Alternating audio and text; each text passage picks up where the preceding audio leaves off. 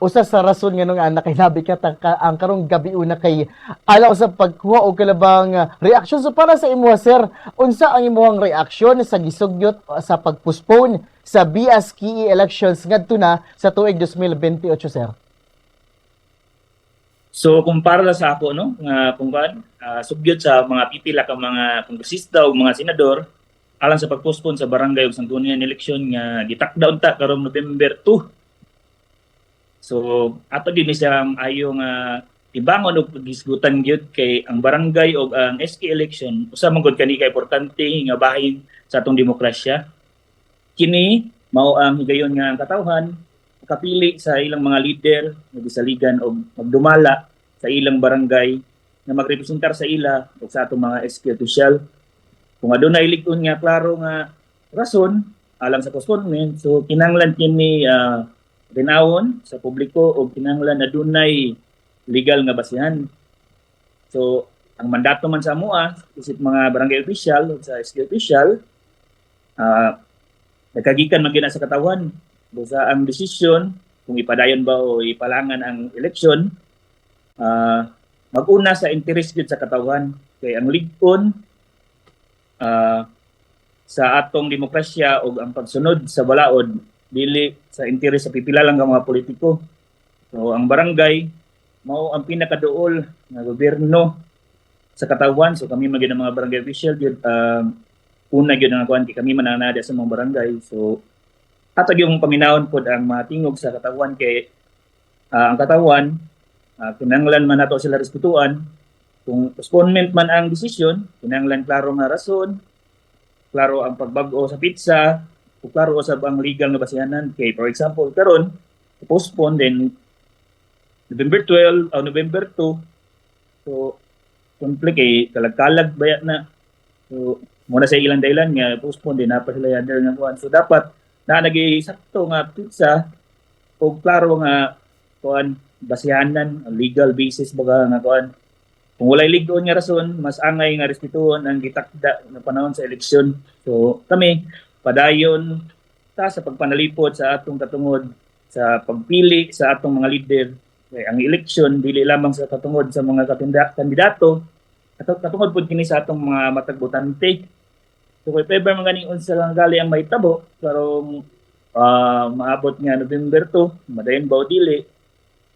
Maayo siya kung madayon, maayo pud nga dili kay ako isip aspire nga mudagan man gyud yapon ko balik.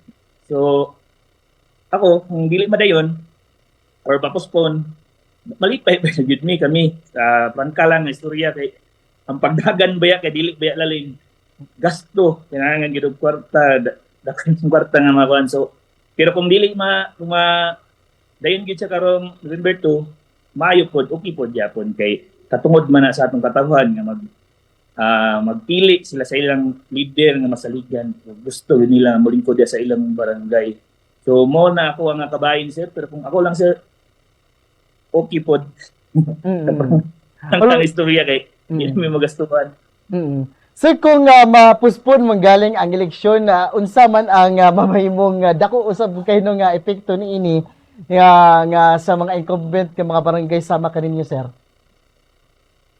Kung ma-postpone ang kuan para kanako okay pod ba yan napod si maayo nga benefits kay ang election gasto lagi dagan dako nga gasto. So ang among mga programa nga nagasugdan mapadayon gyud dili bitaw usab-usab kay kung kabalo magintang kung lahi na ang mga lingkod usahay atong gi-priority na mga project or mga kuan na wala pa naman natiwas dili na din nila kuan ba kay labi na kung lahi na ang makalingkod. So, lahat na pa ilang priorities sa mga project. So, karon kung kami pa, kung unsa pa mga bikuan, pares karon nagsugod naman kami o budgeting, nag-hearing na sa mga situin kung unsa ang kinahanglan nila sa nag-budget na budgeting na para sa 2027 nga budget. Kaya amo man na siya kuan. So, kay kami man nag-budget, so mas kuan din amo, mas ma-implement din amo kung unsa ang among giplano adto. So mo pod na ang kuan kung ma-postpone. Well, so sa pagkakaroon sir no kay gisulti nimo kaganina mas maayo kung kinibang ma-postpone, mas maayo pod ko kanang dili kay Ala ko sa Yes, punta so, ano nga adunay katungod gyud kining katawan nga makapili gayud sa ilahang nga mga gusto nga ipadagan or kinibang makapangita na pud sa naglahi pero sa nagpadayon sa pagkakadto sir kung magpadayon man ang kasamtangan nga kinibang mga opisyal nga kining mapospon siya hantod karong nga tuig 2028 unsa ang inyong nga gilauman sir nga epekto niini sa serbisyo publiko sa kilibang matag barangay sir kung mapadayon kung kung mapospon magaling. unsay maayo nga mga kuan Mm. tabo. Oh, unsa ang gilauman nga epekto niini sir kung magpadayon ang kasamtangan nga mga opisyal hangtod kala sa tuig 2028? So kung kana mahitabo, wala pa punta kabalo kay wala pa pud lagi pero kung unsa manggali ang kuan,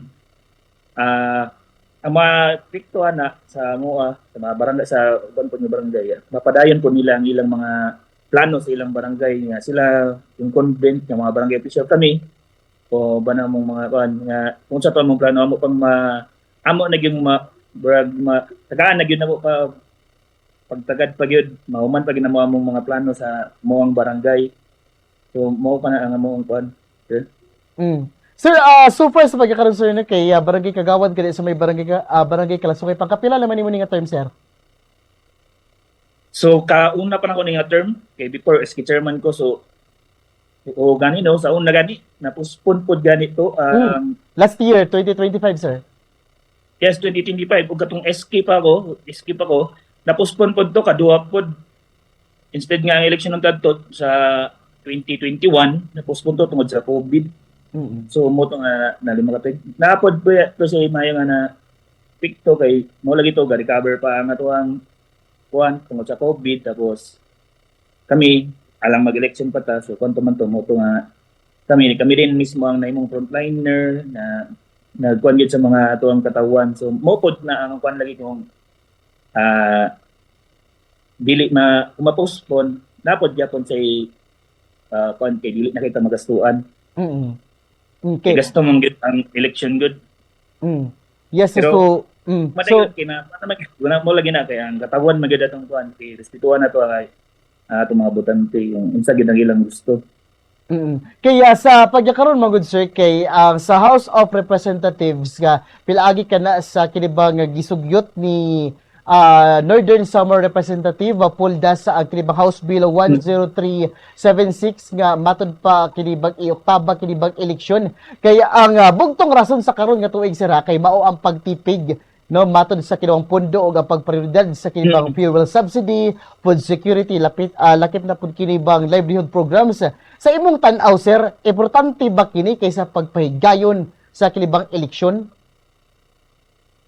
Sa ang pagtanaw, tinuod karon no, mahal na kay mga palituno ng mga gasolina. So mo ka na ilang nangauna-unahan nga instead nga ang pondo nga para sa election igahin dito sa mga mas nanginahanglan gyud.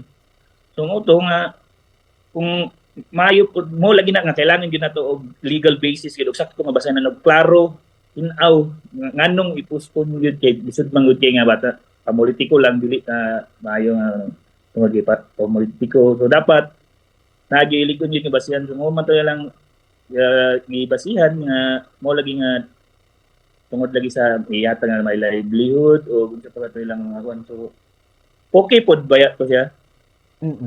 Sir, sa pagkakaroon sa no since sa Barangay Kagawad kaunsa din nga committee imuhang gidala sa pagkakaroon di sa may Barangay Kalasungay sir? Committee on Environment and Disaster. Okay. So far sa pagkakaroon sir no kanang since kinabang unsa day tuod ang mga programa ninyo under diya sa imong committee diya sa may Barangay Kalasungay sa pagkakaroon? So mo gid na kami padayon mi sa sabot sa among mga katawan labi na sa Goan Environment na committee kay kaning dili gid pagsunog sa kung kay bawal magina og labi na gid ang mga basura nga ato gid segregate which is na gani may gibuhat gani ang ordinansa nga ang paglabay sa malata o dili malata ang dili malata dili gid unta na kolektahon sa barangay kay ato man tani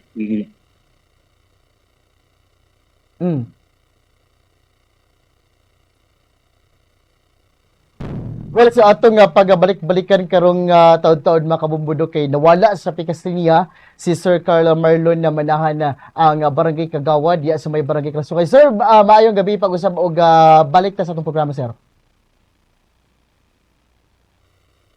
So, mao to sir nga katulaging dito sa atong sa disaster nga kami padayon kami sa pagpainumdum sa among mga katawan sa barangay Kalasungay nga sa pag-amping gid labi na karon nga pipila nakasunog ang naitabo diya sa among barangay tungod bara kuan nakasunog. Tulo nakasunog ang naitabo karon nga tuig diri sa among barangay Kalasungay. So padayon kami painumdum diya kanila nga bilin ta kita mamayman gid kita sa atong palibot.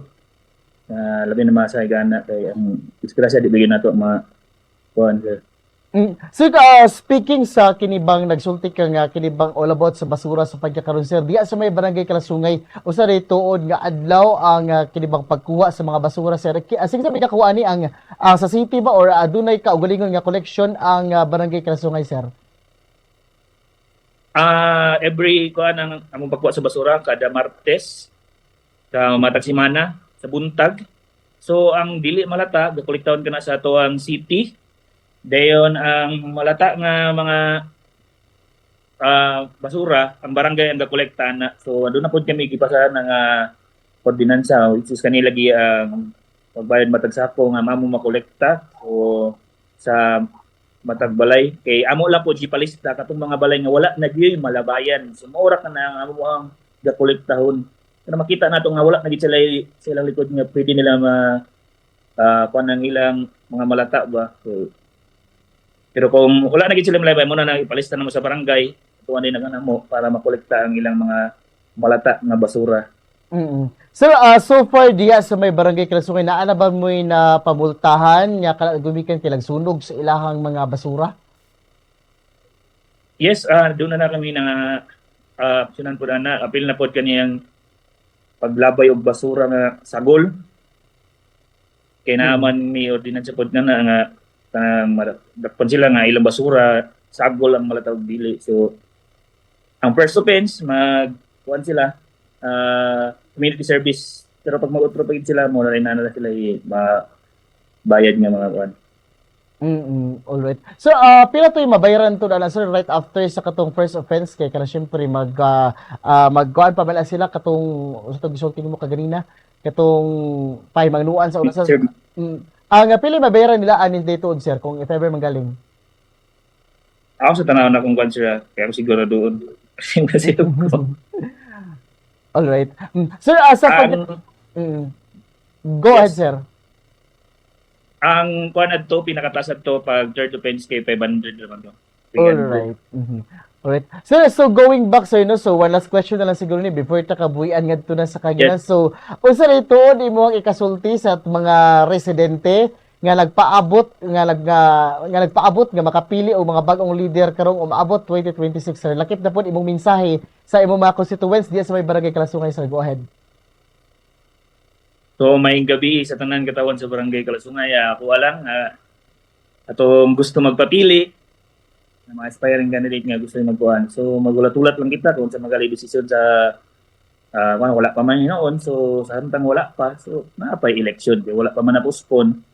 Kita kuan nga magpili kita magpili kita tarong kuan dili lang kay tungod sa kwarta or sa unsa magaling pilion gyud nato kung pinsay angay no angayan gyud yang molingkod sa atong barangay kay molingkod ba nagupat ka tuig kay katong sa bag-o nga kan karon upat ka tuig na baya kay lisod ba kay kung magbutar lang ta nga dili gyud nato susihon o ato gyud nang unsa gyud ang atong butaran. So ato pong mga aspiring daghan man tay mga aspiring nga mga kandidato maayo pod ba kita mga maayo pod ba sila tanan. So moto nga hopefully nga manang tanang kuan karon ilang giisgutan nga postponement kay para katong mga gusto gyud madagan makahunat na sila. Alright, sir, sa mga katawan magpili gyud ta og tarong kay upat ka tubig ta magantos tong atong kuan kamo rek kita yapoy magbasa. Sir, daghan kayo nga salamat sir nga nakauban ka nako karong nga gabi una og maayong gabi diya sa imo.